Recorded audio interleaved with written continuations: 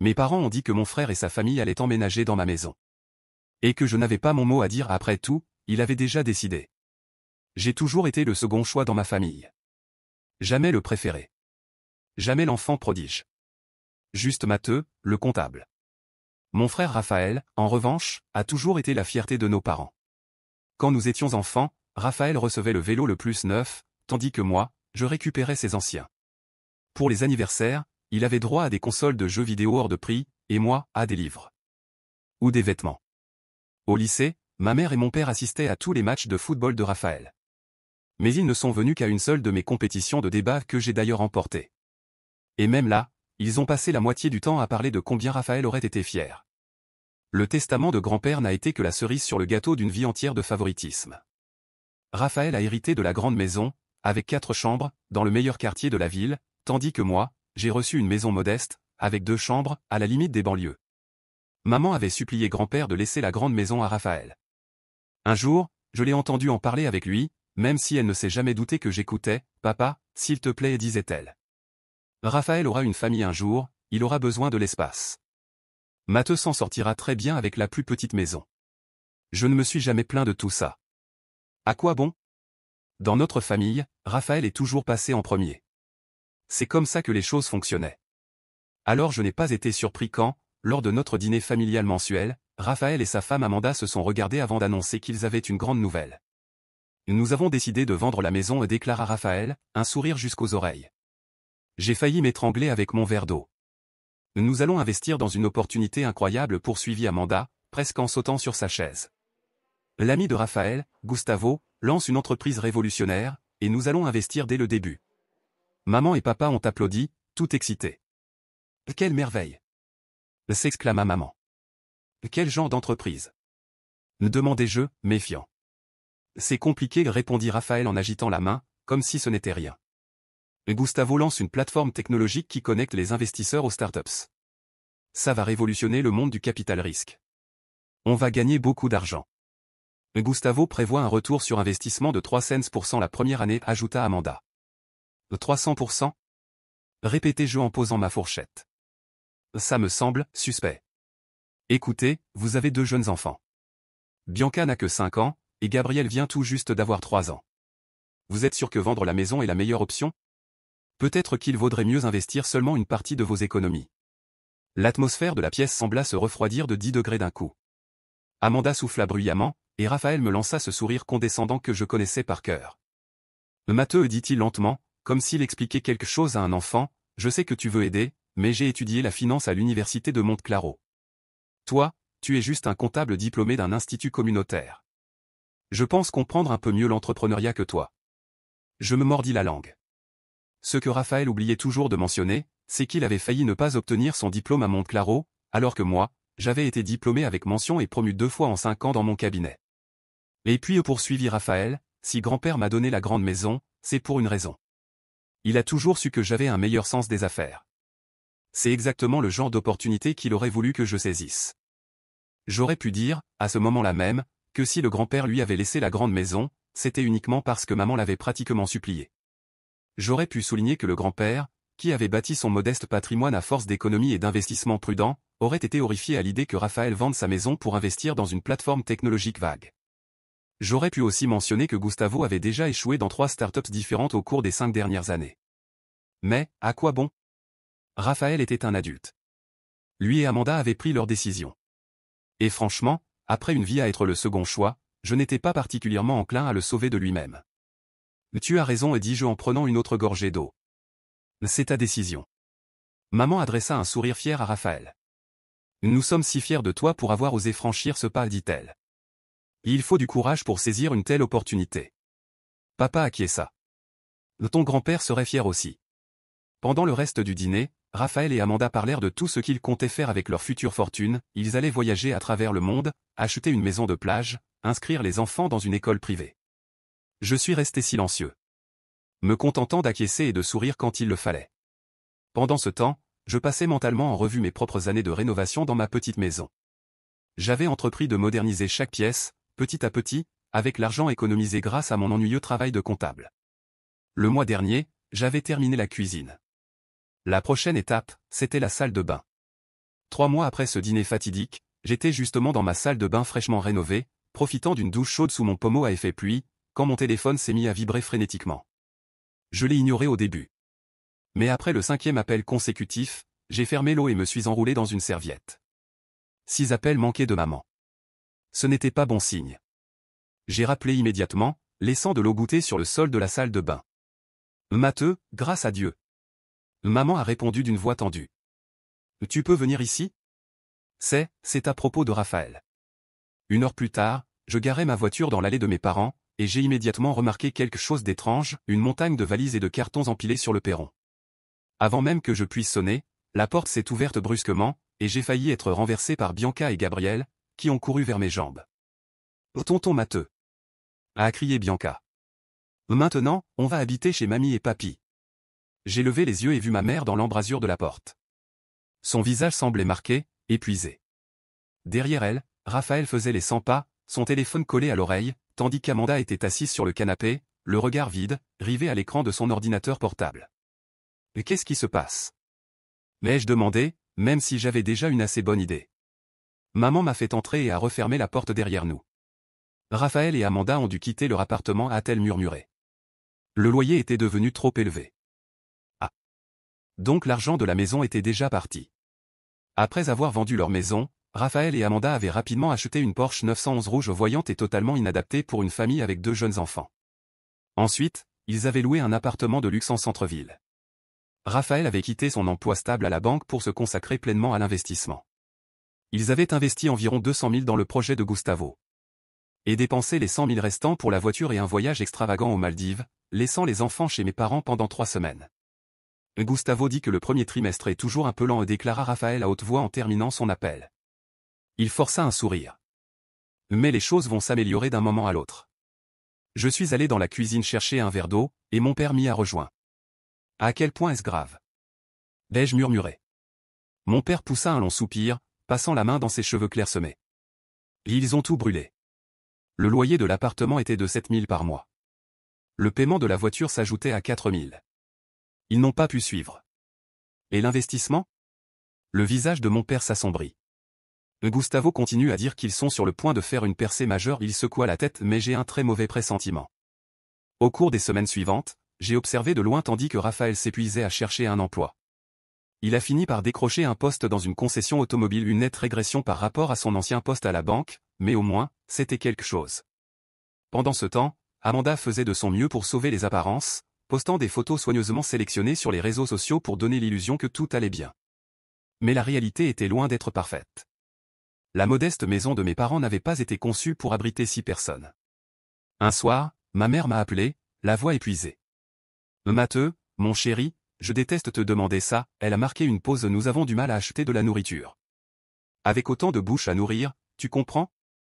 Je savais déjà ce qui allait suivre. De combien tu as besoin, maman? Oh, n'importe quel montant aiderait, répondit-elle précipitamment. On est juste un peu à court ce mois-ci. J'ai promis de faire le virement immédiatement, et j'ai décidé d'envoyer 600 $, assez pour les aider sans mettre mon propre budget en péril. Quand je lui ai annoncé la somme, elle m'a remercié avec enthousiasme, mais j'ai perçu une déception subtile dans sa voix. Clairement, elle espérait davantage. Le mois suivant, j'ai reçu un nouvel appel. Puis un autre. Le virement de 6 cents $ est devenu un engagement mensuel. Ça ne me dérangeait pas d'aider. Mais je ne pouvais m'empêcher de remarquer que, malgré toutes leurs difficultés financières, Raphaël et Amanda continuaient à garder la Porsche. Les priorités, j'imagine. Un soir, je suis allé à l'anniversaire de ma cousine Béatrice. Je pensais que ce serait un moment de répit loin des tensions familiales, mais je me suis trompé. Ma tante Patricia m'a acculé près de la table des desserts. Matteux, mon chéri, murmura-t-elle en jetant un coup d'œil autour d'elle pour s'assurer que personne n'écoutait. Comment tu gères toute cette situation avec Raphaël? J'ai haussé les épaules. J'essaie juste d'aider comme je peux. Tante Patricia s'est encore rapprochée. Et écoute, tu dois savoir que tes parents sont au bout du rouleau. Ils aiment Raphaël, bien sûr, mais avoir toute sa famille à la maison, c'est vraiment trop lourd. Elle a pris une gorgée de vin et baissé la voix. Et entre nous, ils ont un plan pour régler ça. Une sensation étrange m'a noué l'estomac. Quel genre de plan? Ils veulent que Raphaël et sa famille emménagent chez toi. Mon assiette a failli tomber de mes mains. Quoi? Ta mère trouve ça parfaitement logique, puisque tu vis seul dans une maison avec 2 chambres? Je suis resté figé, choqué, tandis que tante Patricia serrait mon bras avec compassion. Je me suis dit que tu devais le savoir. Ça ne me semblait pas juste qu'il prévoie ça dans ton dos. La fête continuait autour de moi, mais je n'y prêtais presque plus attention.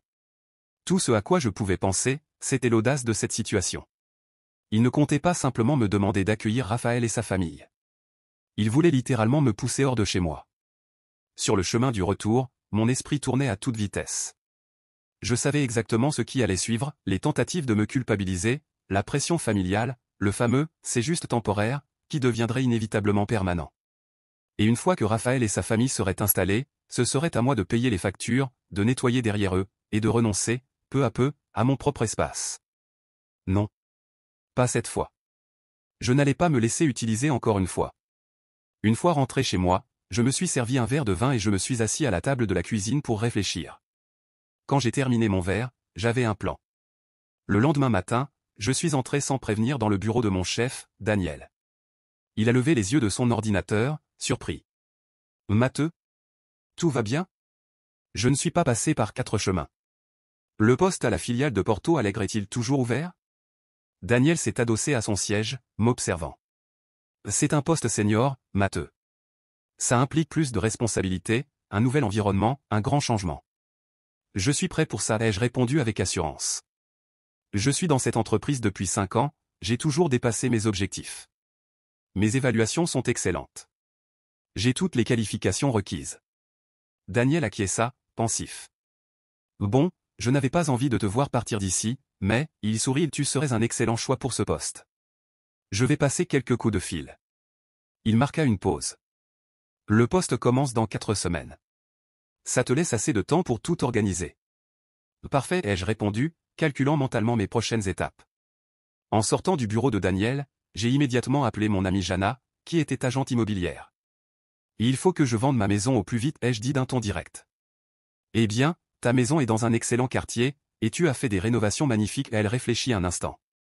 Si on propose un prix compétitif, on peut avoir des offres en moins d'1 semaine. Mais, Matteux, tu es sûr de toi? Je n'ai jamais été aussi sûr de rien dans ma vie, ai-je affirmé sans la moindre hésitation. Les 2 semaines suivantes furent une vraie course contre la montre. Jana fit un travail remarquable. En seulement 5 jours, nous avons reçu 3 offres concurrentes. J'ai accepté la plus élevée, 285 000 $, soit 45 000 $ de plus que ce que j'avais payé pour la maison 4 ans plus tôt. Pas mal pour un petit bien immobilier. Pendant ce temps, j'ai commencé à chercher des appartements à Porto Alegre, en privilégiant les quartiers proches de la filiale de l'entreprise. Le marché immobilier y était plus accessible que dans ma ville actuelle. J'ai trouvé un bel appartement d'une chambre dans un immeuble moderne, avec salle de sport et terrasse sur le toit, pour 220 000 $. J'ai fait une offre immédiatement et entamé le processus d'achat. Pendant tout ce temps, je n'ai rien dit à ma famille. Ma mère m'a appelé 2 fois. D'abord pour me remercier de l'argent que je transférais chaque mois. Ensuite, en essayant de paraître détendu, pour me demander si j'étais libre pour dîner le samedi suivant. Nous avons quelques petites choses dont nous aimerions te parler, dit-elle, avec un ton faussement léger. Bien sûr, maman, ai-je répondu sur le même ton. Je serai là. J'ai contacté une entreprise de déménagement pour emballer et transporter la plupart de mes affaires vers un garde-meubles à Porto Alegre, ne gardant que ce qui tenait dans 2 valises, quelques vêtements pour quelques semaines, mon ordinateur portable et quelques objets personnels. Le lendemain du déménagement, je me suis installé dans une auberge simple du centre-ville. C'était étrange de dormir dans un lit superposé, partageant la chambre avec des inconnus. Mais ce n'était que temporaire. Il ne restait plus que 3 jours avant mon vol. Le samedi soir, j'ai conduit jusqu'à la maison de mes parents pour la dernière fois. Je me suis garé à un pâté de maison, pour éviter qu'ils ne remarquent que ma voiture était pleine de tout ce qui restait de ma vie ici. En marchant vers la porte, j'ai pris une profonde inspiration. Ce serait l'affrontement que j'avais évité toute ma vie. Ma mère a ouvert la porte avec un sourire crispé. « Matteux, je suis contente que tu sois venu. On allait justement servir le dîner. » À l'intérieur, l'ambiance était pesante. Mon père était assis en bout de table, l'air mal à l'aise. Raphaël et Amanda étaient également là, affichant des expressions faussement amicales mais qui me semblaient arrogantes. Les enfants n'étaient pas là. Nous avons échangé quelques banalités avant que ma mère ne repose enfin sa fourchette et n'aille droit au but. « Matteux, mon chéri, nous voulions te parler de ta maison. »« Qu'est-ce qu'elle a, ma maison ?» l'ai-je demandé, feignant l'innocence. « Eh bien, poursuivit ma mère, prenant ce ton persuasif qu'elle utilisait toujours quand elle voulait que je cède quelque chose pour le bien de Raphaël. Ton père et moi pensons qu'il serait logique que Raphaël et sa famille restent chez toi pendant un moment. Juste le temps de se remettre sur pied. J'ai regardé Raphaël, qui gardait les yeux rivés sur son assiette. Amanda m'observait attentivement, avec une lueur de défi dans le regard. Pour combien de temps? L'ai-je demandé, sachant déjà ce qu'on allait me répondre. Raphaël haussa les épaules. On ne sait pas encore. Mais les choses commencent à s'arranger. Avec l'investissement, Gustavo dit que le grand tournant peut arriver d'un jour à l'autre. J'ai dû me retenir de rire. 3 mois plus tard, et il s'accrochait encore à cette illusion. Je ne pense pas que ce soit une bonne idée, ai-je répondu, essayant de rester calme. Ma maison est petite, elle n'a que 2 chambres. Tu pourrais prendre la plus petite et leur laisser la suite parentale, proposa aussitôt ma mère. Ou peut-être pourrais-tu loger chez un ami, juste pour un moment.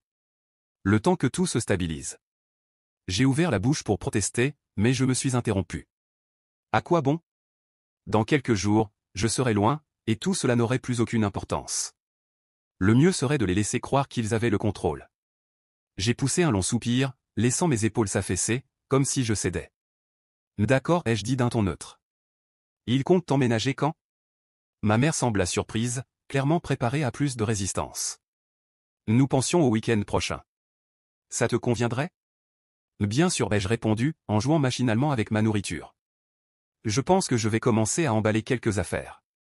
Raphaël et Amanda échangèrent un regard triomphant. Ma mère semblait soulagée. Mon père, lui, évitait toujours de croiser mon regard. Le reste du dîner passa dans un flou. Ma mère, mon père, Raphaël et Amanda se mirent à discuter logistique, quels meubles resteraient, lesquels iraient dans un garde-meuble, comment mon bureau pourrait être transformé en salle de jeu pour les enfants. Je restais là, repoussant distraitement la nourriture dans mon assiette, répondant seulement quand on s'adressait directement à moi. Après le dessert, je me suis levé. Je dois y aller. J'ai encore beaucoup de choses à organiser avant le déménagement. En sortant par la porte, j'ai encore entendu leur conversation continuer, à voix plus basse mais parfaitement audible. Je vous l'avais dit qu'il accepterait, murmura ma mère.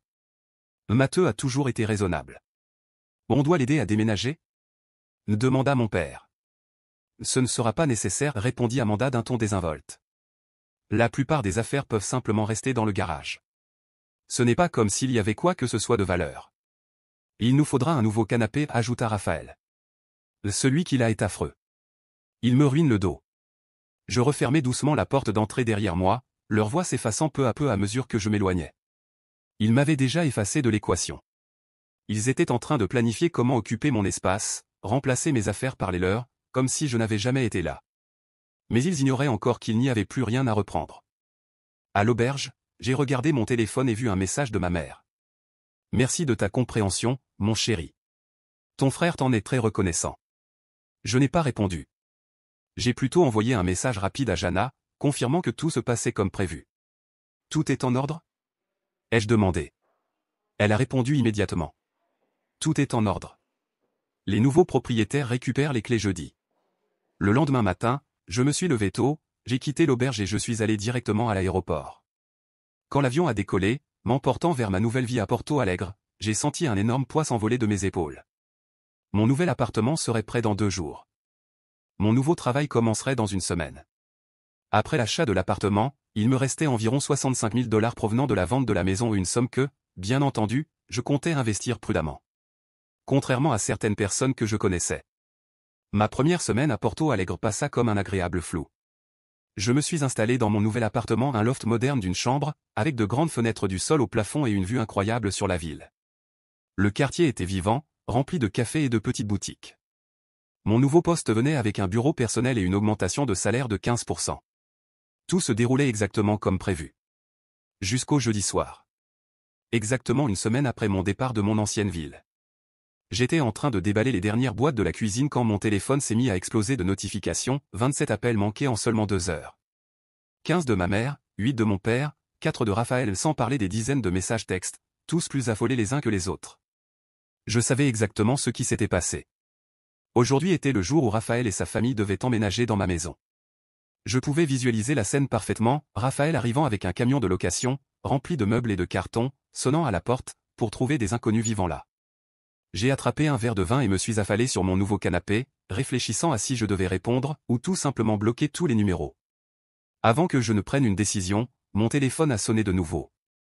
Maman. Contre toute logique, j'ai décroché. Matteo Eduardo Ferreira. La voix de ma mère était si forte que j'ai dû éloigner le téléphone de mon oreille. Qu'est-ce que tu as fait? Bonjour à toi aussi, maman, ai-je répondu calmement, en prenant une gorgée de vin. Ne fais pas l'innocent. Cria-t-elle presque. Raphaël vient d'arriver chez toi avec le camion de déménagement et une autre famille villa. Ils ont dit qu'ils ont acheté la maison, il y a 2 semaines? C'est exact, ai-je confirmé. Les Anderson. Un couple très sympathique. 2 adolescents. Ils ont fait une très bonne affaire. Le silence de l'autre côté était presque assourdissant. Puis, elle a enfin parlé. Alors tu as vendu ta maison sans prévenir personne? Sa voix tremblait d'indignation. Comment as-tu pu faire quelque chose aussi déloyal? J'ai failli m'étouffer avec mon vin. Déloyal? Ai-je lâché un rire sec. Et ça vient de quelqu'un qui prévoyait de m'expulser de chez moi sans même me demander mon avis? Un autre silence. Puis, d'un ton bien plus froid, elle demanda. Où es-tu, Matteo? À Porto Alegre. J'ai eu une promotion.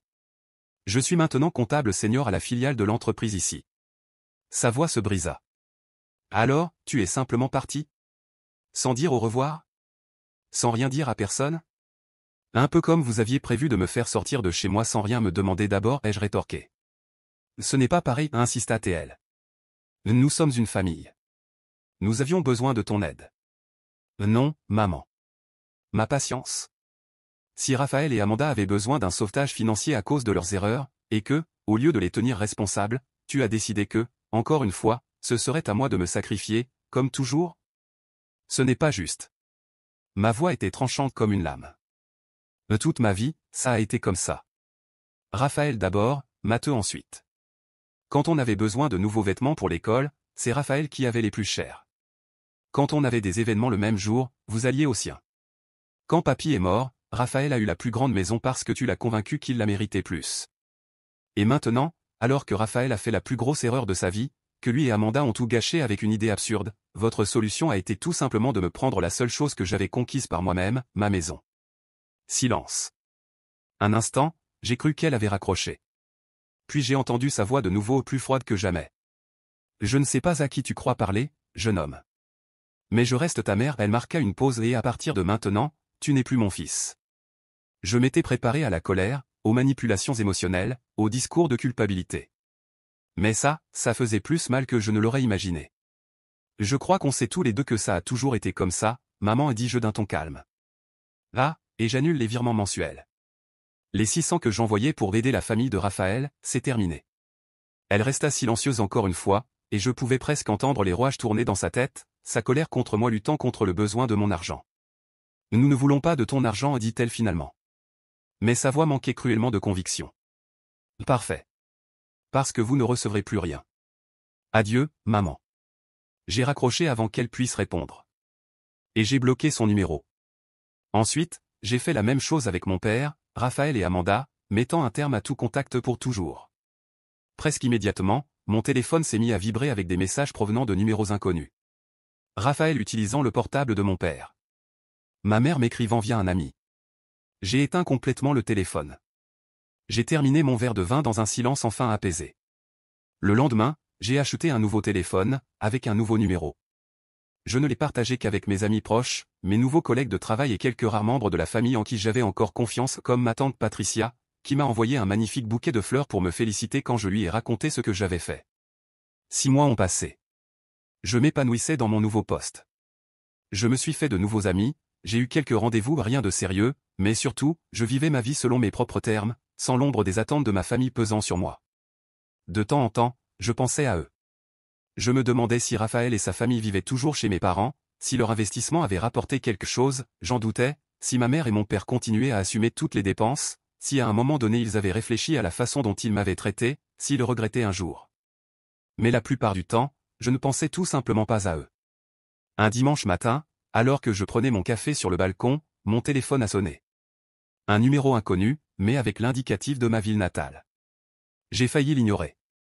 Mais la curiosité l'a emporté. Allô? Salut, Matteo. C'est ta cousine, Béatrice. J'espère que ça ne te dérange pas, mais j'ai eu ton numéro auprès de tante Patricia. Je pense que tu devrais savoir ce qui se passe ici. J'ai senti un nœud se former dans mon estomac. Qu'est-ce qui se passe? Raphaël et sa famille vivent toujours chez tes parents. Elle fit une pause. Ils ont de gros problèmes. L'investissement était une arnaque. Gustavo a disparu avec tout l'argent il y a des mois. Je ne peux pas dire que je suis surpris, ai-je murmuré. Oui, elle poussa un soupir. Tes parents aussi sont en difficulté. Ils ont des factures impayées parce qu'ils continuent à subvenir aux besoins de 4 personnes en plus. Ton père a dû sortir de la retraite et trouver un emploi à temps partiel dans une quincaillerie. Je ne dis rien. J'attendais le discours de culpabilisation, la demande pour que je recommence à aider financièrement. Mais Béatrice me surprit. Je ne te dis pas tout ça parce que je pense que tu devrais les aider, ajouta-t-elle rapidement. En fait, c'est plutôt le contraire. Tout le monde dans la famille dit que tu as été le seul à avoir eu l'intelligence de partir quand il le fallait. Elle fit une autre pause. Même ta mère a admis, en parlant avec ma mère, qu'il n'aurait jamais dû essayer de te prendre ta maison. Après avoir raccroché, je suis resté longtemps assis sur le balcon, à observer la ville en contrebas. Je n'ai pas ressenti de satisfaction face aux difficultés de ma famille, mais je n'ai pas ressenti de culpabilité non plus. Ils avaient fait leur choix, et moi les miens. Pour la première fois de ma vie, j'avais choisi moi et plus jamais je n'accepterai d'être relégué au second plan. Le téléphone resta dans ma main quelques instants après la fin de l'appel. Même si je savais que j'avais fait le bon choix, une étrange sensation m'envahissait, celle d'un cycle qui se fermait. Je ne ressentais aucun remords, mais il y avait quelque chose de surréaliste dans le fait de savoir que ma mère avait admis même en privé qu'ils avaient fait une erreur. D'une certaine manière, je savais déjà que cela arriverait. Après tout, ils m'avaient toujours vu comme une ressource inépuisable, l'option fiable, celui qu'on pouvait sans cesse reléguer au second plan parce qu'au final, je finirais toujours par céder. Mais cette fois, je n'ai pas cédé. J'ai pris une profonde inspiration et je suis rentré dans l'appartement. Il restait encore du travail à faire. Mon nouvel emploi se passait bien, ma vie s'était stabilisée, et pour la première fois depuis longtemps, je ne portais plus le poids des besoins de personne d'autre que les miens. Les mois ont passé. Les nouvelles de ma famille sont devenues de plus en plus rares. Après cet appel de Béatrice, je n'ai fait aucun effort pour en savoir davantage. Si quelqu'un mentionnait ma mère, mon père ou Raphaël, je changeais de sujet. Je n'avais plus besoin de ces informations. Mais le destin a une manière bien à lui de nous ramener vers le passé même quand on est convaincu d'avoir tout laissé derrière soi. Presque un an après mon départ, je les ai revus. Je revenais d'un voyage professionnel lorsque j'ai décidé de faire un petit détour par ma ville natale. Pas par nostalgie loin de là, mais parce qu'il y avait quelque chose que je devais voir de mes propres yeux, mon ancienne maison. J'ai roulé jusqu'au quartier, éprouvant un mélange de nostalgie et de soulagement en voyant les rues familières. Mais en tournant au coin de la rue, de loin, je vis que mon ancienne maison ne m'appartenait plus. La façade avait changé. Les nouveaux propriétaires avaient repeint les murs, modifié le jardin. Ils avaient fait de cette maison un foyer et je ne ressentais absolument rien. C'était comme regarder un chapitre d'un livre déjà refermé. Mais avant que je ne puisse partir, j'ai aperçu quelqu'un traverser la rue un peu plus loin, ma mère. Elle avait l'air épuisée, ses cheveux autrefois impeccablement coiffés étaient négligés, et ses vêtements simples, sans la moindre trace de cette coquetterie excessive qu'elle affichait toujours. Elle ne m'a pas vu. Je l'ai suivie du regard, et j'ai rapidement compris où elle allait, la maison de mes parents où vivaient désormais 5 personnes. La façade était délabrée, le jardin mal entretenu, et 2 vieilles chaises trônaient sur le perron. Ils étaient toujours là. Ce qui ne pouvait signifier qu'une chose, Raphaël ne s'était jamais relevé. Et s'il était encore là, alors mes parents continuaient certainement à tout payer. La curiosité a pris le dessus. J'avais besoin de voir jusqu'où les choses étaient allées. J'ai garé la voiture près d'une petite supérette du quartier et je suis entré. J'ai traversé les rayons, pris une bouteille d'eau et, en me dirigeant vers la caisse, je l'ai vu, mon père. Il était derrière le comptoir, en train de travailler. Ma cousine avait dit vrai. Il était bel et bien sorti de la retraite pour subvenir aux besoins de Raphaël et de sa famille. Il ne m'a pas vu, et je n'ai pas cherché à être reconnu. J'ai simplement payé l'eau et je suis parti. Mais une chose était claire, ils payaient le prix de leur propre choix. Raphaël n'avait jamais retrouvé de travail dans son domaine après avoir perdu tout l'argent dans l'arnaque de Gustavo. Il avait tenté de lancer de petits commerces, mais aucun n'avait fonctionné. Lui et Amanda étaient toujours au chômage, sans aucune source de revenus stable.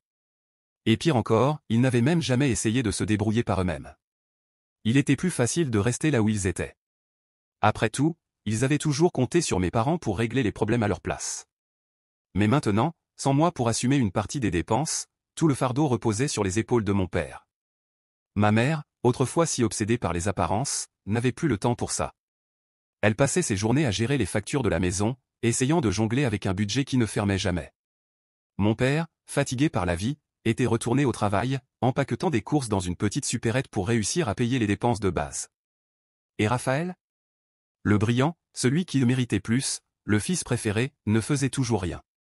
Il vivait exactement la vie que ma mère avait planifiée pour moi, dépendant, prisonnier. Sauf que moi, j'avais choisi de m'en aller. Je n'ai ressenti aucune pitié. Je n'ai pas eu envie de m'approcher ou de demander comment ils allaient. Après tout, ce n'était plus mon problème. Je suis reparti de cette ville sans parler à personne, pour retrouver ma vie, ma maison, mon travail et tout ce que j'avais conquis par moi-même.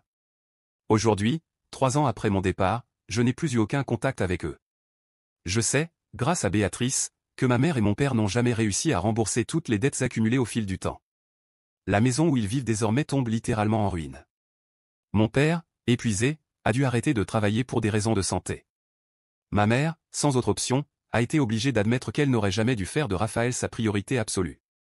Mais le plus ironique dans tout cela, c'est que, même maintenant, Raphaël et Amanda n'ont toujours pas quitté la maison. Ils vivent comme des parasites chez mes parents, en espérant que les choses s'améliorent comme par magie. Pendant ce temps, moi, je continue de vivre ma meilleure vie. Mon travail m'a ouvert de nouvelles opportunités, mon cercle d'amis s'est agrandi et, surtout, je n'ai plus jamais été relégué au second plan dans ma propre vie. Ils ont fait leur choix. Et moi, j'ai fait les miens. Et la meilleure décision que j'ai jamais prise, c'est de couper les liens avec ceux qui ne m'ont jamais considéré comme une priorité. Parce qu'au fond, la seule personne qui peut réellement garantir ton propre succès, c'est toi-même.